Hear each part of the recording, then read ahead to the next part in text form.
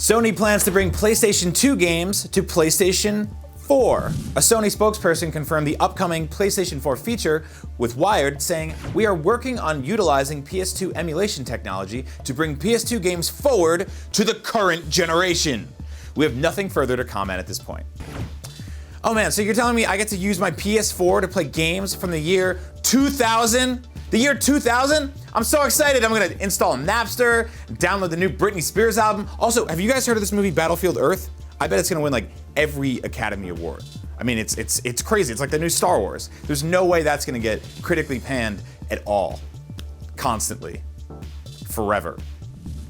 The Grand Theft Auto and Red Dead franchises are thankfully not annualized, and Take-Two Interactive CEO Strauss Zelnick has explained why that is. He recently spoke at the MKM Partners Investor Day, saying, "The market asks us, why don't you annualize your titles? We think, with the non-sports titles, we are better served to create anticipation and demand. On the one hand, to rest the title, and on the other hand, to have the highest quality in the market, which takes time.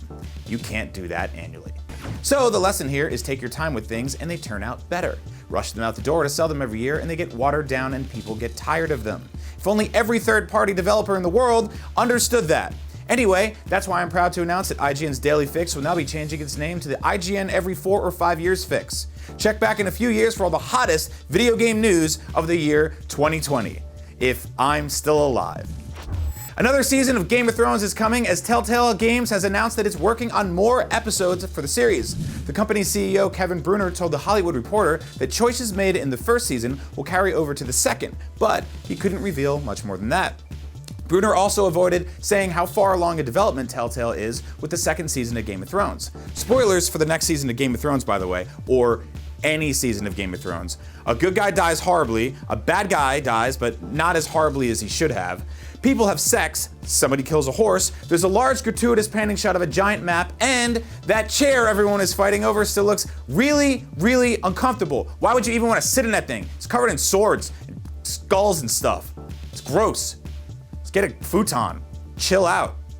Damn.